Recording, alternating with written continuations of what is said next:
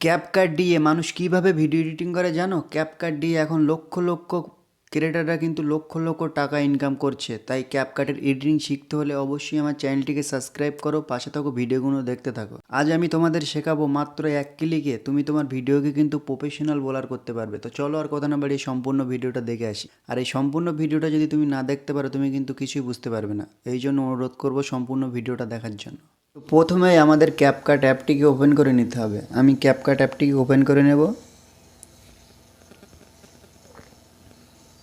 এবার এখান থেকে দেখতে পাচ্ছ নিউ প্রজেক্ট, এই অপশানটাকে তোমাকে সিলেক্ট করে নিতে হবে। এবার এখান থেকে তোমার ভিডিওটা সিলেক্ট করে নিতে হবে, তুমি কোন ভিডিওটা এডিটিং করতে চাও। আমি এখান থেকে আমার যে কোনো একটা ভিডিওকে সিলেক্ট করে নেব। আমার ভিডিওটা সিলেক্ট করা হয়ে গেছে। এবার ভিডিওর লেয়ারের ওপরে তোমরা একটা টাচ করবেন। টাচ করে এই যে অপশানগুলো দেখতে পাচ্ছ এই অপশানগুলো একটু ডান সাইডে টান দেবেন। এখানে একটা অপশান দেখতে পাচ্ছ ডুপ্লিকেট নামে, এই ডুপ্লিকেট অপশানে তোমাকে কিন্তু টাচ করতে হবে। আমি এখান থেকে ভিডিওটা সরাসরি ডুপ্লিকেট করে নিলাম। এই লেয়ারের উপরে একবার টাচ করব। এখান থেকে আবার ডান সাইডে অপশানগুলো টান দিবেন। এখান থেকে একটা অপশান দেখতে পাচ্ছেন ওভারলে নামে, এই অপশানটা কিন্তু তোমাদের চুজ করে নিতে হবে। আমার ভিডিওটা ওভারলি করা হয়ে গেছে। এবার এখান থেকে আমি সোজা ওই ভিডিওর নিয়মে কিন্তু এটা তোমাকে রাখতে হবে। এবার নিচের যে ভিডিওটা এই ভিডিওটাই তোমাকে টাচ করতে হবে। আবার অপশানগুলো সেম ডান সাইডে টান দিবেন। এখানে একটা অপশান দেখতে পাচ্ছেন রিমুভ বিজি, এই অপশানটিকে তোমাদের চুজ করতে হবে। আমি এই অপশানটাকে সিলেক্ট করে নেব।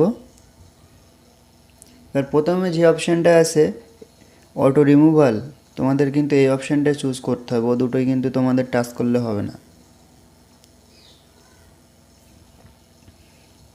এখানে কিছু সময় লাগবে, একদম কয়েক সেকেন্ডের মধ্যে এখান থেকে কিন্তু তোমার ব্যাকগ্রাউন্ডটা অটোমেটিক রিমুভ হয়ে যাবে।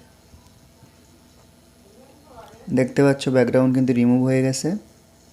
এবার উপরের যে লেয়ারটা ওই লেয়ারের উপরে টাচ করব।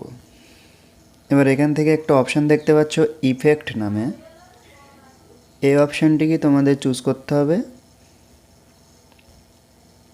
এখানে কিন্তু তুমি অনেকগুলি ইফেক্ট পেয়ে যাবে।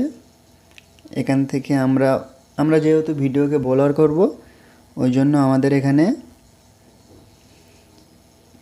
এই ইফেক্টটাকে সিলেক্ট করতে হবে। আমরা সরাসরি ইফেক্টটাই চলে যাব। এবার দেখতে পাচ্ছ কেমন ব্লার হলো। এখানে কিন্তু তোমাদের অ্যাডজাস্ট করে নিতে হবে তুমি কীরকম ব্লার রাখতে চাও। আমি এখান থেকে অ্যাডজাস্ট করব, স্পিডটা কমিয়ে দেব, দিয়ে এখান থেকে আমি